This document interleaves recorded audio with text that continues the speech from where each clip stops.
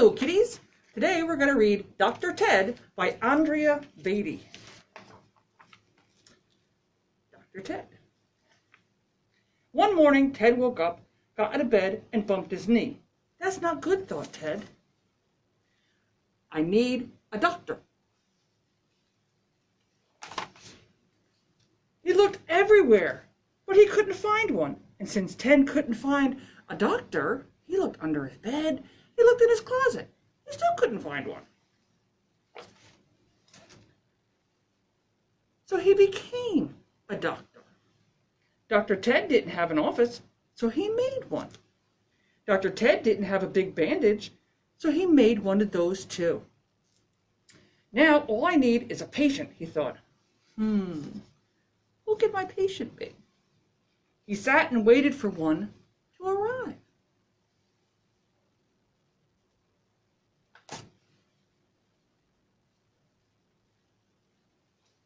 He waited, and he waited, and he waited.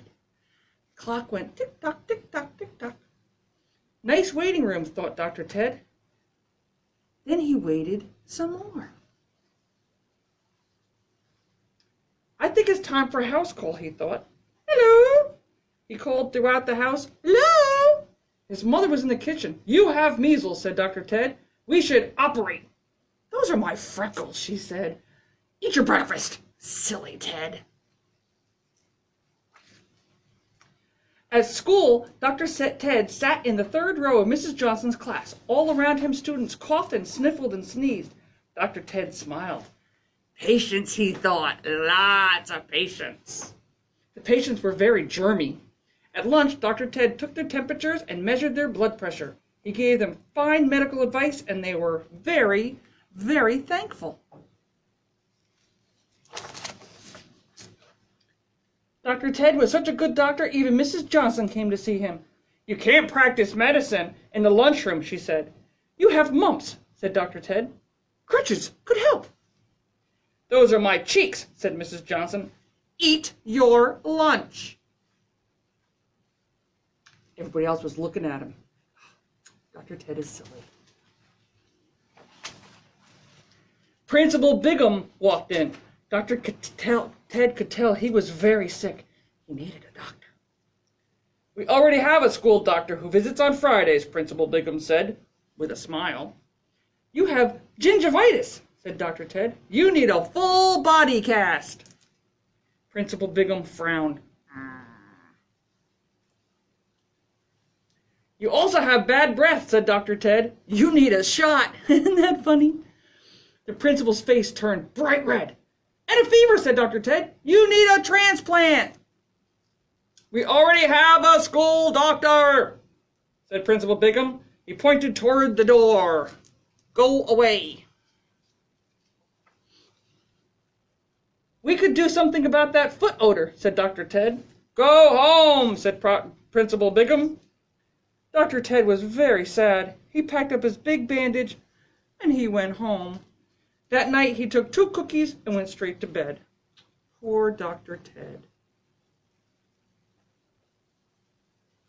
The next day during recess, Ted sat on a bench and sighed. He watched Frances Sylvester do gymnastics on the monkey bars. She was very talented. Everyone thought so, especially Mrs. Johnson and Principal Bigham. Frances finished her routine with a triple twisting somersault. She landed on Mrs. Johnson. Oh my goodness! Ouch! Cried Mrs. Johnson. My ankle! Principal Bigham ran this way and that. Help! He yelled. Call an ambulance! Call the fire department! Call the library! Just call somebody! Call the library. That's silly. But Dr. Ted was already there. Dun, dun, dun.